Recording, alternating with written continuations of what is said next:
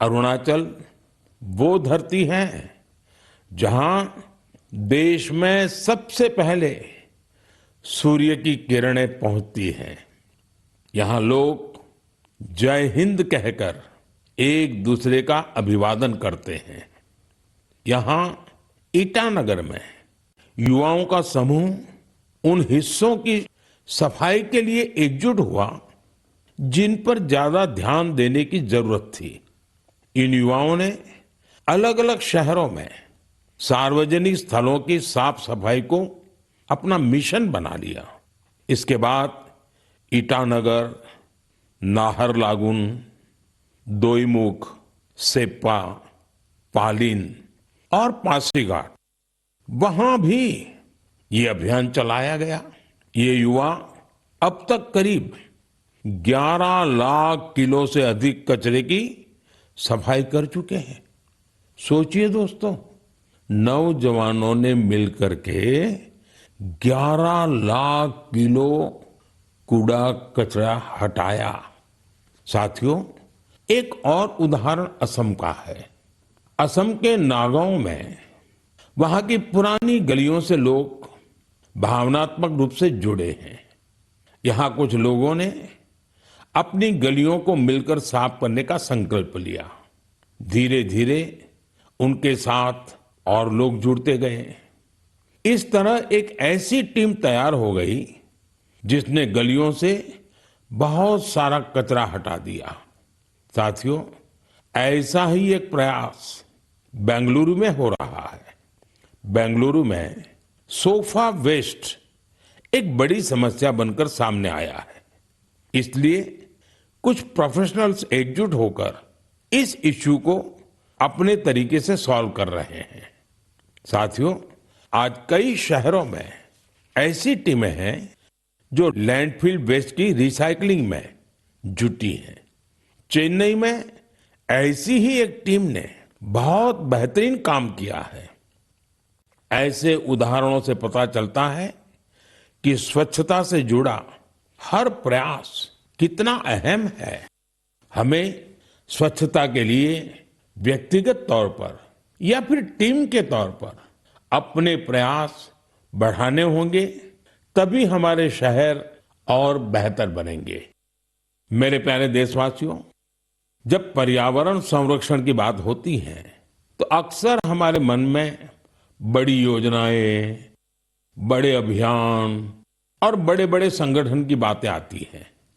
लेकिन कई बार बदलाव की शुरुआत बहुत साधारण तरीके से होती है।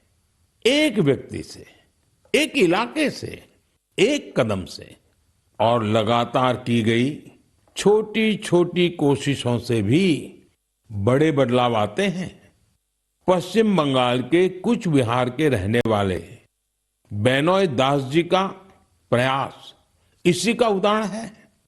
पिछले कई वर्षों से उन्होंने अपने जिले को हरा भरा बनाने का काम अकेले दम पर किया है। बेनोय दास जी ने हजारों पेड़ लगाए हैं। कई बार पौधे खरीदने से लेकर उन्हें लगाने और देखभाल करने के सारा खर्च खुद ने उठाया है। जहां जरूरत पड़ी वहां स्थानीय लोगों, छात्रों और नगर निकायों के साथ मिलकर काम किया। उनके प्रयासों से सड़कों के किनारे हरियाली और बढ़ गई है। साथियों, मध्य प्रदेश में पन्ना जिले के जगदीश प्रसाद आहिरवार जी, उनका प्रयास भी बहुत ही सराहनीय है। वो जंगल में बीट गार्ड के रूप में अपनी सेवाएं देते हैं। एक बार गश्त के दौरान उन्होंने महसूस किया कि जंगल में मौजूद कई औषधीय पौधों की जानकारी कहीं भी व्यवस्थित रूप से दर्ज नहीं है। जगदीश जी ये जानकारी अगली पीढ़ी तक पहुंचाना चाहते थे।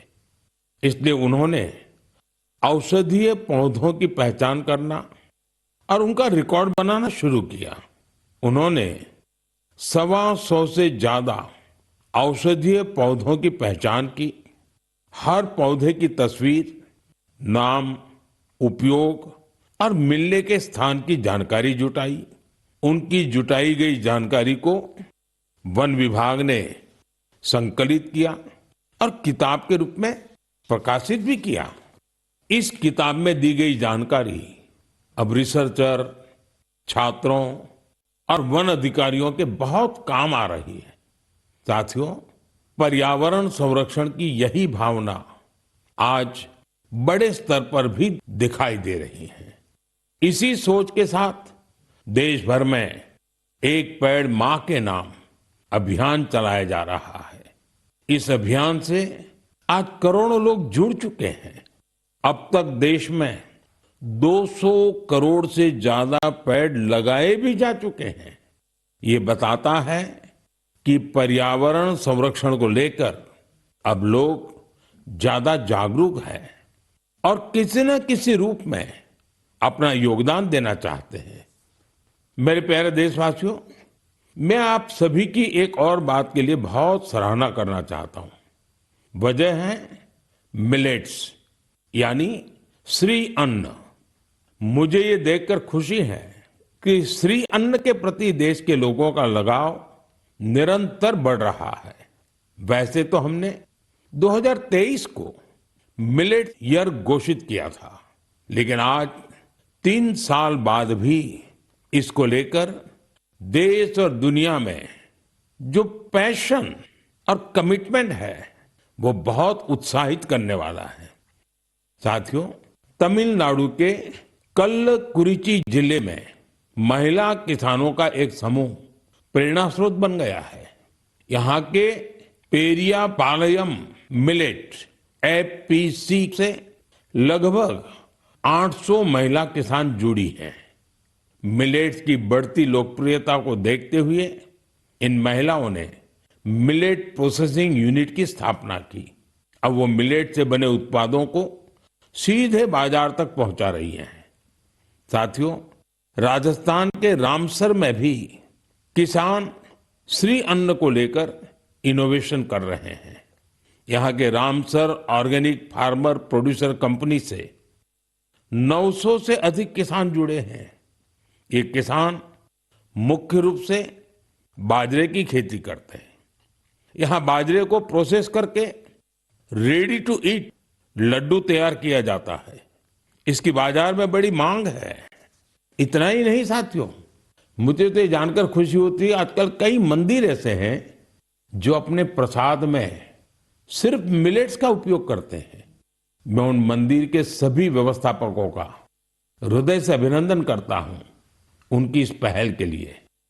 साथियों, मिलेट्स श्री अन्न से अन्नदाताओं की कमाई बढ़ने के साथ ही लोगों की हेल्थ में भी सुधार की गारंटी बनता जा रहा है।